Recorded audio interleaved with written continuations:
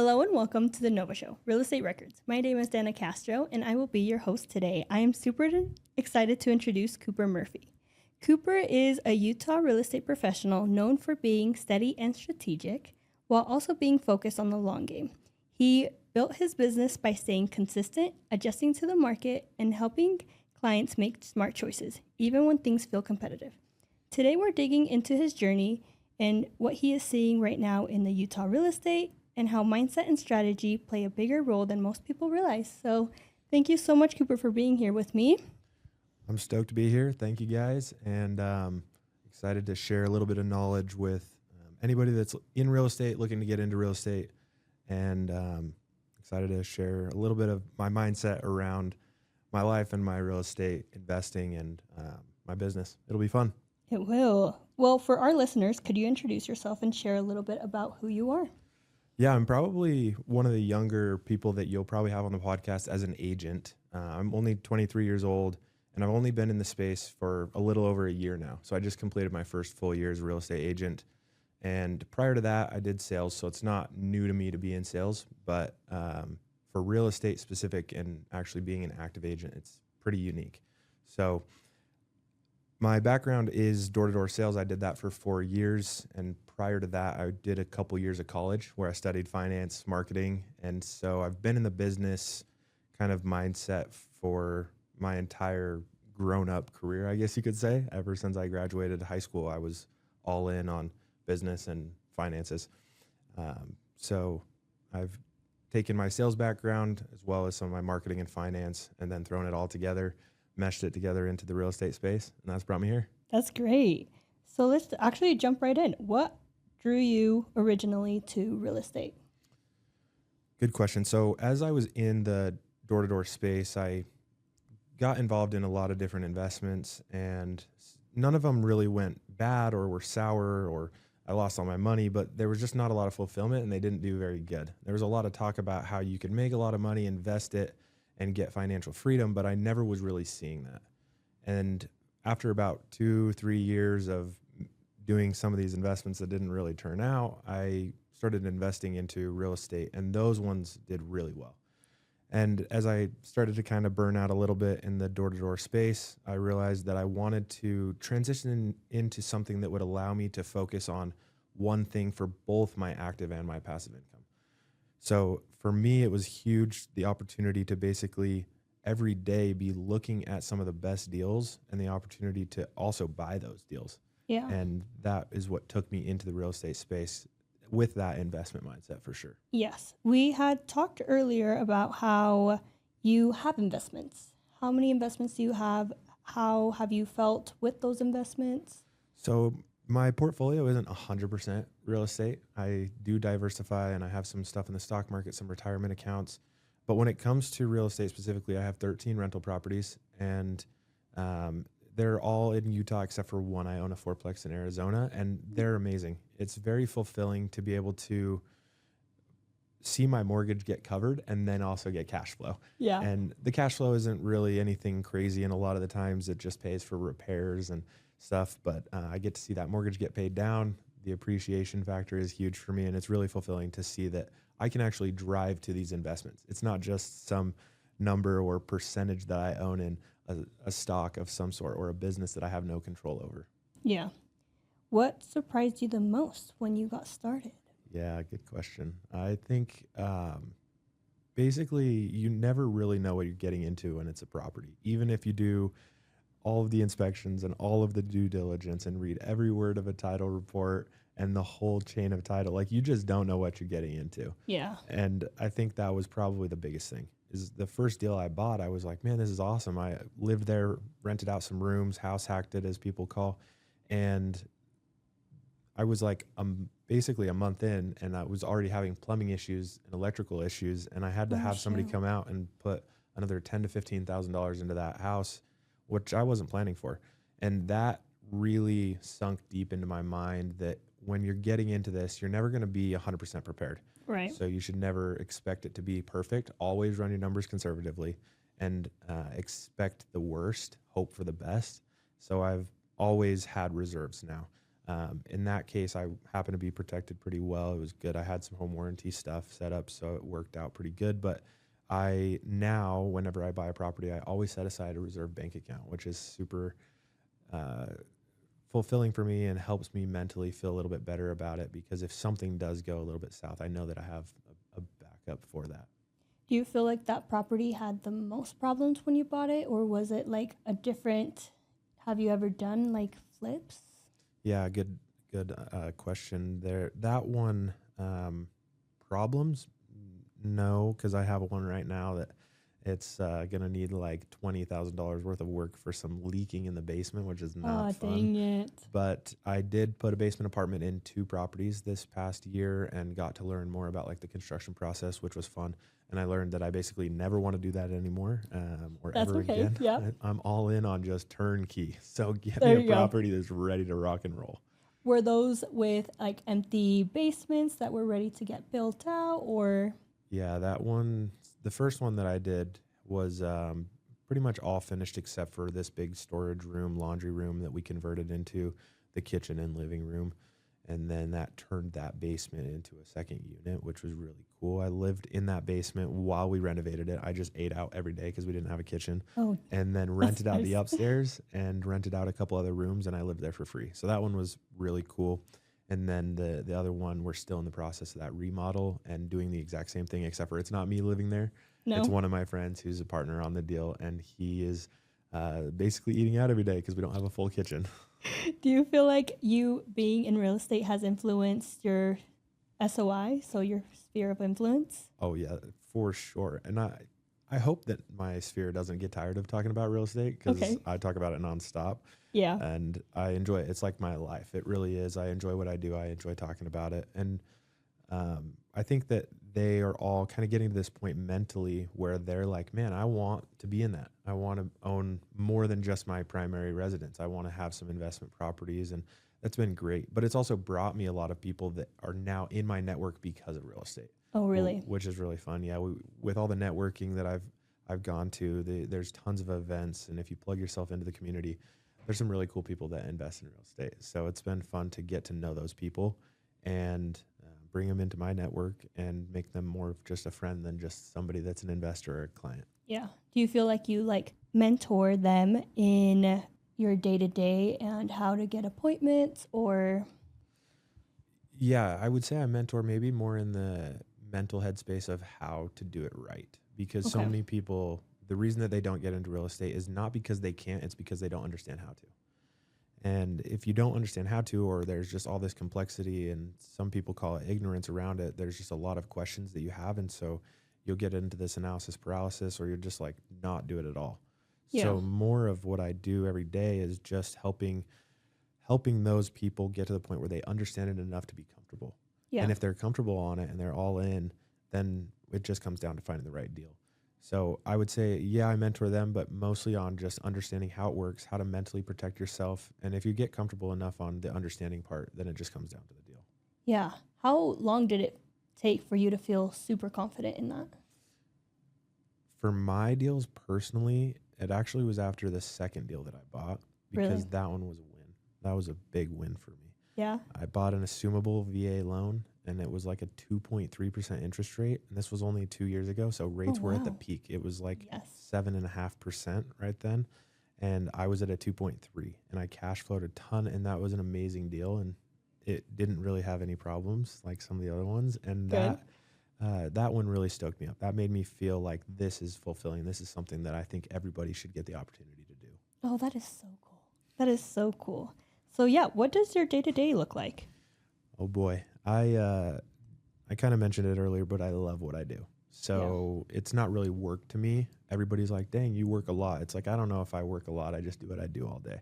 So 8 a.m., I'm on the phones. I'm big on cold calling, and not just because that gets me more deals, but more because it helps me stay sharp, knowledgeable. It forces me to have those conversations, to do the hard thing. It's less about getting the opportunities and more about like the mental headspace that it puts me in. So 8 to 10, I cold call and do follow-up and prospect. Every And day. Every day, yeah. Not Saturdays and Sundays because people hate that, but Monday through Friday, I'm cold calling from 8 to 10, and it's Amazing. not fun, right? You wake No. up, go to the gym. first thing you got to do is call people. It's Yeah. not fun.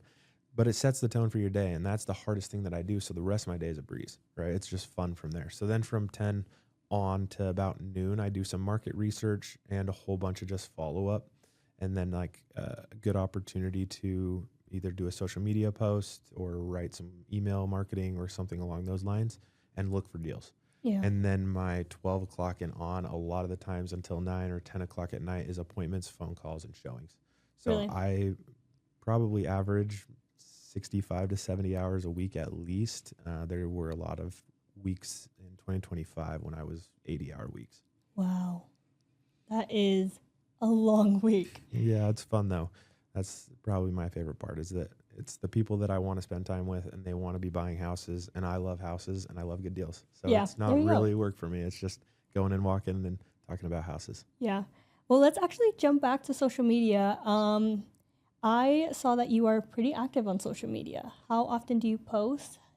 What's your return on that? Yeah, don't look at it for a return at all. Okay. My long term, and I'm not saying that I don't get a return on it, it's just my intentions behind it are long term.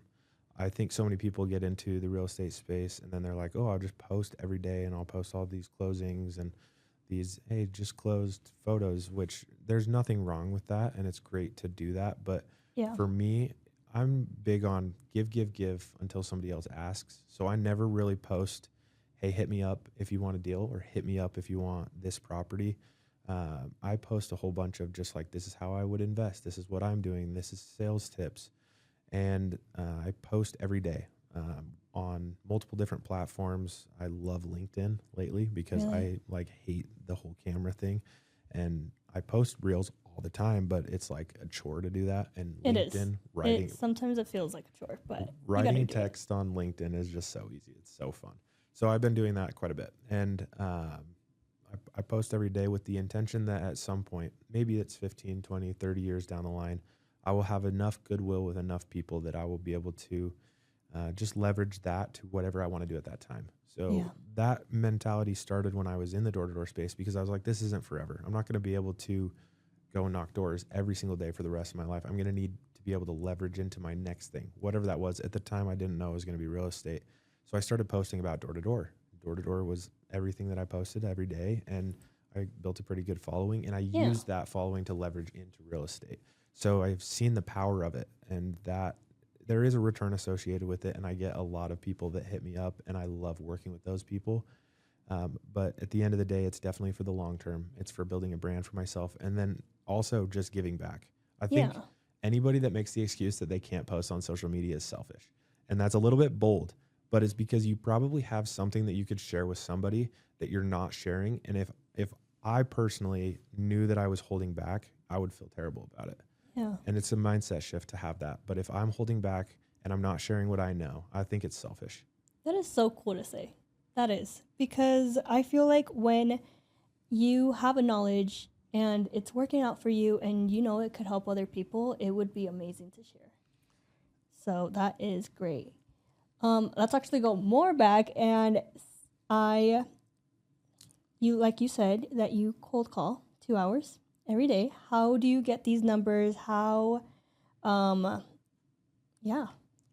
To be super specific, I basically could call anybody and they're probably interested in real estate at some form or another, in some form or another at some point in their life. And so to me, it's just gathering numbers and the opportunity to provide them value.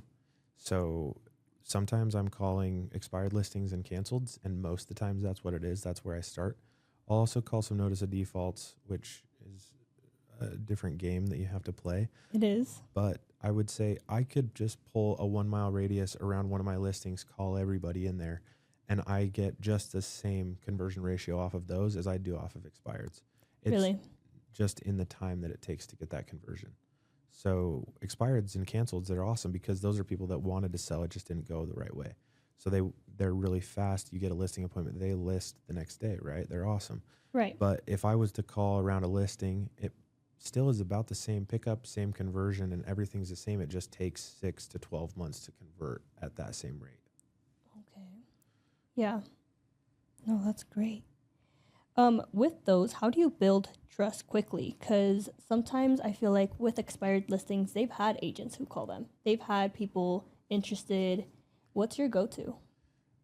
I start with value. And I have made a couple posts about this, but I Oh, don't, have you really? yeah, I don't introduce myself when I call somebody. And people think that that's crazy and that that's not how you build trust, but it's because I go straight into building value.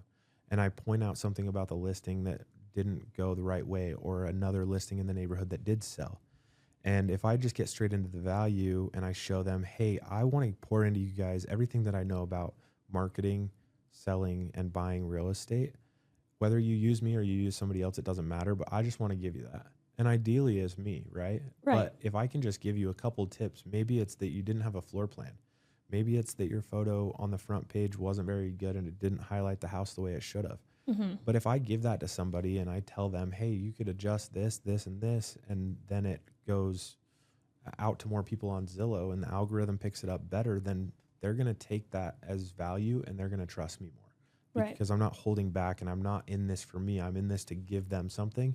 And then if they, once again, I give enough, then they ask me how they can help or how they can work with me. Yeah, because they wanted to sell anyway already. Exactly. That's great. How do you want your role in real estate to evolve in the next couple years? Good question. I personally, right now, I think the biggest thing for me is that I don't want to get ahead of myself. Right. And everybody looks at real estate. They have a good year, they sell a couple homes, and they just want to go bigger and better. And they want to sell more expensive or they want to get into commercial and they do it too fast.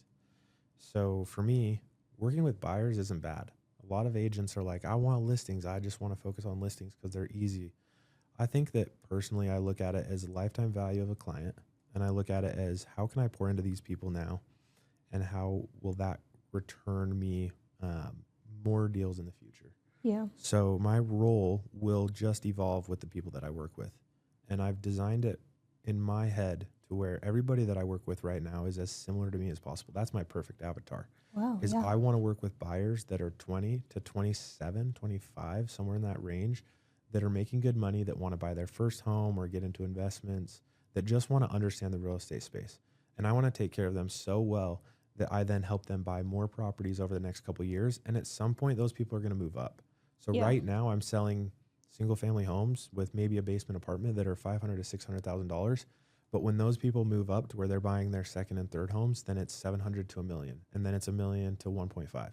And I don't think that I should be the one that's trying to go and sell $2 million homes in Park City or commercial properties and try and jump the gun a little bit. I think that I will just move up and earn goodwill with the people that I'm closest with in my perfect avatar now. Yeah. And that takes patience. That takes Oh, longevity 100%. and a mindset that's like, I'm doing this for the 10 year, not the 1 year. Yeah. And so that's my headspace around it. And it'll evolve, right? I just want to serve the people that I'm working with now and continue to pour into them so that they can build great portfolios. Yeah. So my role will adjust, and maybe that'll be into commercial. Maybe that will be into some more of the luxury space. But as of right now, I'm selling homes that I would buy. Oh, 100%. With past clients, how do you stay in front of them after you have them buy or sell? That's where social media comes in. Everybody's like, I want to make all of these social media posts so I can get these new leads. Social media is great for just nurturing the people that you already have. Yeah. Right? That's like my favorite thing is I'll meet with somebody that I talked to in July. I'll post on social media or Instagram, whatever it is, and then they hit me up with a DM in December, and then we buy in January. So I maybe dropped the ball on the follow-up there, but I intentionally was posting the whole time. They followed me, and they hit me back up, right? Yeah. So I definitely say that that's a big one. That's how I kind of stay in front of them. And also the way I do my database is really important, and my follow-up is dialed. I didn't have this when I was in solar because it was like, if I don't close this deal, when I was doing door-to-door, if I didn't close this deal right now, I was not coming back. And that Really? was the headspace that I had. I would tell that to people. I was like, I'm not coming back. We do not have time to come back to you. We move areas. If you don't want this right now, then you're not going to get it from me. I'm sorry. Yeah. And that was my headspace. That's how I closed. But that's not how it works in real estate at all. No, not at all. So I think the biggest thing is now that follow-up and understanding that sales cycle is 6 to 12 months for most people. It's a longevity game. And once that momentum picks up, it's really hard if you're just starting. You're like, man, 6 to 12 months. Holy cow. Like if I get a lead today and I'm not making money on that for 12 months, like that's tough, right? And I get that. But now that I'm looking back on my first year, the momentum's going and it's pretty hard to stop that. I feel Yeah. like there's just so many deals coming down the pipeline that I'm like, all right, January, February, March, April, May are already set because of the work that I did in July, August, and September. So that's kind of the headspace that I'm in there on follow up. And that allows me to just reach out with value every time. It's Yeah. not reaching out trying to convert, it's reaching out trying to provide value. So all of my follow up is definitely designed to just give people as much value as possible. Whether it's a new listing that's a great deal or an opportunity to do another market CMA market analysis, if there's an adjustment in the sold comps, then I consider that a value add that I can give to somebody. If the rates change and the market adjusts and there's a news article that comes out about property prices adjusting in Salt Lake, I consider that value. So all of my follow-up is designed around value. With that, I know that value is important. How do you keep finding value after giving value, giving value, giving value, and after a while, do you ever feel like you run out of value? Yes and no. One thing that I was taught a long time ago is people need to be reminded more than they need to be taught. Oh, I love that. So instead of just always giving somebody new value, it's reminding them of something. It takes us like 7 times of hearing something to actually put it into our mind and hold on to that. So yeah, I might repeat myself on something multiple times, but that's okay, right? But for me, the new value always comes in that 10 a.m. to 12 o'clock window of my day when I'm doing market research and I'm doing deal hunting. Because I don't go a day without looking at the new deals that hit the market. I have everything set up to where it automatically sends me seller finance opportunities or sub 2 opportunities. And I love to look at those. But then I'm also looking at the market and I'm trying to understand the jobs reports and the treasury and the bonds and all of the things that change and adjust the market. Because if I am not advancing and I'm not moving forward, I'm moving backwards because the world's always moving forwards. So I need to continue to study and increase my knowledge in the market. And then that allows me to give more value. And a lot of the times, if you just look up on Mortgage News Daily, there will be a headliner that you could take and just copy and paste that, and then boom, the value. Yeah, no, that's amazing. With our market right now, what do you feel like is the biggest misconception? I think people think it's overpriced and that rates are too high. Really? And there's a lot of pressure on the Fed to bring rates down right now, Mm-hmm. and that homes aren't affordable. I do hear that a lot, that the houses are priced too high and the interest is high. Nobody can afford a home, and I will never be able to get in a home. Right. And what I think the misconception is there is that supply and demand work really well. And people are still transacting and buying houses. And we don't have this crazy supply level like we might have had in 2008 when you could drive down a street and every other home was listed. I didn't have my license at that time, but these are just stories that I've heard. Me too. But basically, the market that we're in right now is actually very fair. Supply and demand always even each other out. Yeah. So you can't, you can complain about it and we can say that rates are high, or you can say that when rates come down, prices are going to go up, and it might as well be the best time to buy real estate right now, because if you get a 6% rate in a $500,000 home, rates drop to 3, which would be crazy. But let's say rates drop to 3, that price is going to go up to 800,000. You get a perfect time to buy. Oh yeah. And people criticize agents because it's always the perfect time to buy. But I truly believe that, because at the end of the day, it's time in the market, not timing the market. And so many agents, they get flack for that. They get told like, oh, you're just trying to sell homes. You're going to say it's the perfect time always, which it kind of is. If you can afford to get into a house or you can afford to do an investment deal, chances are if it's a good enough deal, you should do it. Yeah. Because rent right now could be the same as a mortgage. Yeah. And don't get me started on the fact that there are so many ways that people can make it make sense to buy real estate right now. Really? There is not a single person that I couldn't help buy a house right now. And that's because I think with creative finance, with down payment assistance programs, with house hacking, with duplexes, fourplexes, the opportunities are endless. Yeah. Like there are deals that I sold this year that were 0% interest, and there were Wow. deals that I sold that were 8% interest, and they were both perfect fits for the person. One of those was 0 down, and one of those was a lot more down, right? And what's cool is there's so many opportunities with these different mother-in-laws and ADUs and rent by rooms, and the way that rent has kind of changed in Salt Lake, Utah counties and other counties in Utah. I think Oh yeah. we've realized that just having a room open or a basement apartment open can pretty much pay a big chunk of your mortgage. So I kind of mentioned it earlier, but every house that I lived in until my current one, I lived there for free. I didn't pay rent because I would rent out the upstairs and then live in the basement and rent out a couple rooms, and that would cover my mortgage completely. Sometimes I'd even get paid to live there. So if there's anybody that you're talking to that's like, I don't know if it's the right time, chances are it is. And it's probably a belief problem with you if you're the agent trying to help them. Because if you just look at the MLS and you run the numbers on a deal every day, chances are you could find something that makes sense for pretty much anybody, whether that's a down payment problem and you take them to a down payment assistance program, or maybe it's a monthly payment problem and affordability and their taxes and the way that they qualify for everything. And then you take them to creative finance. And Yeah. that's just an agent responsibility to be able to best serve your clients, to match them up with the scenario that makes the most sense. Do you feel like it's an education problem where they're not really educated enough on everything that is out there to be able to help them? I think it's a combination of an education problem and a vision problem, because it's really hard to go educate yourself on something that you don't know. Mm-hmm. And if you don't know that you don't know, it's really hard to go figure out that problem or how to solve it. So many agents just find themselves in the wrong room where they're not even growing in the sense that they think that the ceiling is higher, or they think that there's other opportunities out there or other ways to do this. They just get stuck in their ways, and it's like traditional, we'll take them to a lender. If that lender can't get them approved, then we'll wait until they can, right? But that's not the way that you got to think. You got to raise that ceiling. You got to figure out other opportunities and then educate yourself on those opportunities. But a lot of the time, it's not the lack of education. It's the lack of understanding that there is something to be educated on. Yeah.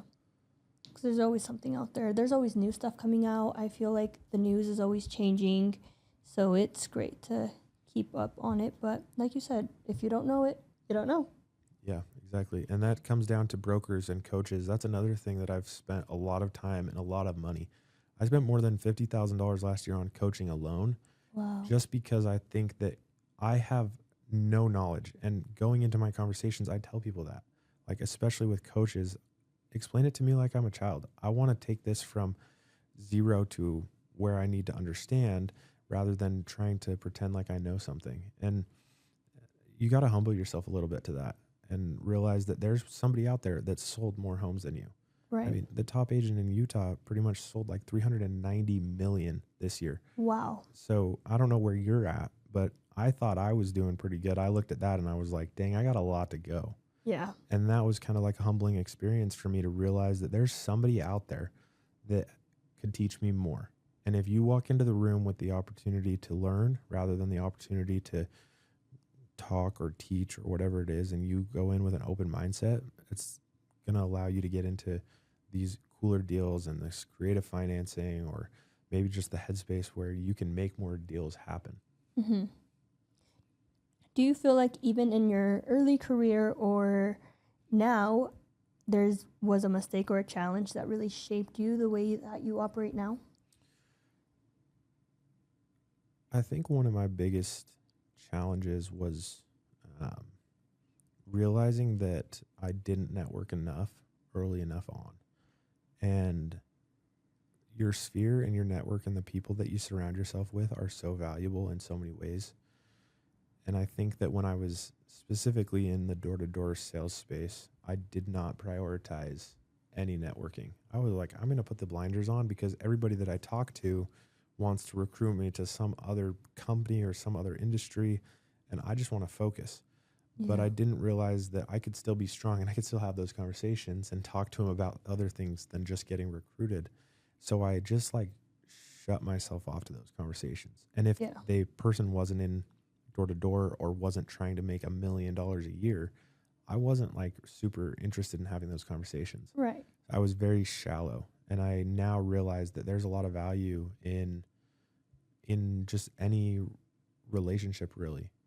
There's people that take more than they give, but I think that there's relationships that really have shaped my life in a way that I can't even fathom. And I wish that I would have more of those. And Yeah. that was probably the biggest mistake, biggest challenge that I had is I was kind of like told, hey, put these blinders on and just focus and don't look at the outside. And I wish I had sooner because I'd know more people and have more connections and probably be able to sell more houses. Is that where you feel like that was your turning point, was those conversations and changing that mindset? Yeah, for sure. I think one of the most influential conversations that I ever had was with a coach that didn't start out as a real estate coach. He Really? started out in this men's group where we just kind of work through things and then also build a network and build friendships. Like it's totally just to get deep and like talk to other men and that are successful and cool, and it's awesome. But he happens to be an amazing real estate mentor, and he was a top real estate agent in Utah for years and years. And one of the conversations that I had with him, like right as I was transitioning into real estate for the very first time, is I was like, what would you have me do? He's like, you need to find yourself networking and meeting new people every day. Every single day, that's just what you do. And for me, it then shifted in my head that there's only two things that I have to do in this job. I need to meet more people and talk to more people, have more conversations, and find myself networking more. And then I need to bring good deals to those people. Because if you have a good enough deal, then there's people that you'll meet that will buy that deal. Yeah. How do you feel like real estate will evolve in the next 5 years? I don't know. I think that sometimes I play from behind and I play a little bit small. So I'm still working through that. Yeah. I think that there's a lot of agents that are going to be out of the space pretty soon. Because right now, I've had a lot of conversations with agents that have been in the business for years and years. And they're just like, it's not the same. Really? And they're talking about getting out of it. And these are top performers. Like they are people that crush it. And they are just like, the phones aren't ringing the same. And I'm not built that in the way that I want to go prospect. I'm just not willing to do that anymore. The space just isn't the same. It's very very competitive, very concentrated with agents. There's 19,000 something agents in Utah, and it's really competitive. So they're getting out of the space. Yeah. And there's going to be an opportunity for kind of a new generation, a new wave to take over, in my opinion, and do real estate a different way. I can't believe that there's still agents that sign paper documents. I mean, Really? there's time and a place for it. I get it. But I think we're a little bit above that. And maybe not above that, but I think that we need to use our tools a little bit better. And it's crazy to see how many people just fail to use the tools and the resources that they have. Yeah. I don't think that agents will get phased out of anything by AI. I think that the best ones will just be able to use AI to phase out all the agents that don't use it. Really? Yeah. I mean, for me personally, I use AI all day long, whether that's conversations for marketing, social media posts, game planning, putting together CMAs, analysis. Like there's so many tools when it comes to AI and these new resources and technologies that we have, that it won't even be the same conversation with an agent that's using those tools the right way as an agent that doesn't. And that will have so many people out of the market so quickly. And that's probably the biggest thing. But you got to be competitive. Yeah. Do you have advice for some new agents who are coming in that will be using their resources? The number one resource you have is the MLS. And the MLS is a freaking magical place. I love the MLS, and I spend Disneyland. so much time just looking at deals. Almost every listing that comes available in kind of a certain price point, I know about it. Like I'll have clients send me over a listing, and I'm like, yeah, I already walked that. Like I was over there, drove by that one, talked to the agent. Like that's a sweet listing. I can tell them about when the water heater was replaced. Like I look at almost every deal because I think that that's one, going to set me apart, and two, I don't want to let these great deals go to waste. And if I'm not buying it and I'm not selling it, then somebody else is. Yeah. So I'd say use your MLS and look at deals incessantly, nonstop. And on top of that, send those good deals out. Talk about them, post about them. And people love pretty homes, so use social media, post about pretty homes. Do it in your own voice, your own way. But if you're not using social media to build your business, those are probably the biggest tools that you can use right now. If you're getting into the real estate space, personally, Yeah. that's my belief. What do you classify a good listing to be a good listing? It depends on the buyer and it depends on the situation. Price is a big one right now. Yeah. Purchase price is huge because the reason that purchase price is so big is because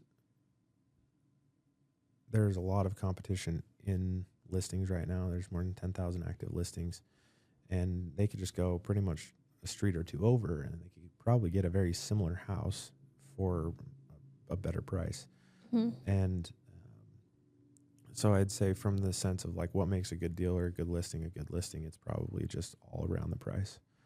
Buyers actually like homes that aren't flipped and perfect because they want to be able to put a little bit into them, and they feel like if they're buying a flip, they're paying full price. Yeah, kind of personalizing it to them, huh? Exactly. So honestly, I'd say don't make them perfect. And in the future, I think I'll probably move a little bit away from like the staging aspect of things because people want to obviously imagine their space, but they don't want it to be perfect. Mm-hmm. And they want to be able to pour money, time, sweat equity into a lot of these houses. There's a lot of people that want turnkey, but I've gotten this common kind of thought is that flips are just overpriced and I'm paying peak in the market when realistically I could just have a painter come in on this one that's a little bit run down and it would cost me $5,000 but would save me $20,000 or $30,000 on the listing. If you're asking what makes a good listing from an agent's perspective and how to sell houses better as an agent, there is no excuse not to have a floor plan. Really? And I'm going to let out some secrets right here. This is basically my entire listing presentation is my marketing plan. Because as a marketer, and that's what I studied, it's so important to understand what buyers look at. So instead of thinking about, oh, what is this agent looking at? Think about what a buyer looks at. And if you want to look at the data, the average person revisits a listing 7 times between the time they see the house in person and the time they make an offer. Really? 7? 7 times. And that is an opportunity for them to go and look at a floor plan and say, oh, this was the room that would be perfect for this kid. And this is the room that would be good for an office, right? And having a floor plan on your listings is like number 1. Number 2 is great photos.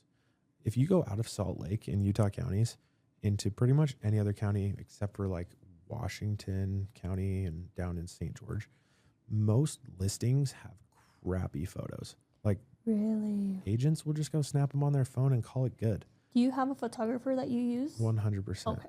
Yeah. And that's like a no-brainer because if somebody's hiring you, you should put a little bit of money into marketing and pay for it. And that's going to make a big difference on what a buyer sees. And it's also going to make a difference. People don't understand this. Just like Instagram, Facebook, LinkedIn, and every other social media platform, YouTube, even like Netflix and a lot of these other platforms, they have algorithms in the background that figure out what people are watching, what people are looking at, and they want to keep them on the site as long as possible, right? Because on those platforms, they run ads, and the longer that somebody's on the platform, the more ads they can show them, and the more money that that company makes. And Zillow is the exact same way. Really? Same with Realtor.com. They have algorithms in the background, and they look at the photos. They look at the listing descriptions and the keywords. The ones that are just a ChatGPT summary description that fits every house, they don't bump them up. They won't cut it. But if it's a good listing and it's got a great front photo and the next 2 or 3 photos are good and the listing description is good and it keeps people on that site as long as possible, they're going to bump it up and they're going to show that as more of a featured listing. Whether you're a premier agent or not, they're going to bump it up on the list and more buyers are going to see that.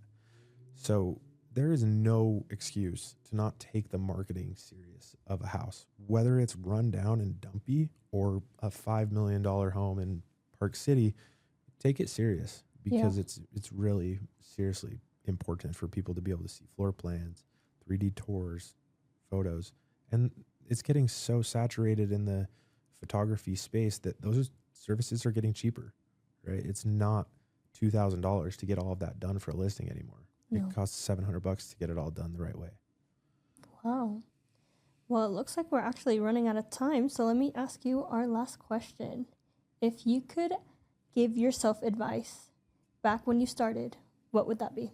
Say yes to more, because I think I talk myself out of something, or I justify another opportunity more, and then maybe I find myself in a situation that I don't want to be in, or I'm at home not doing anything.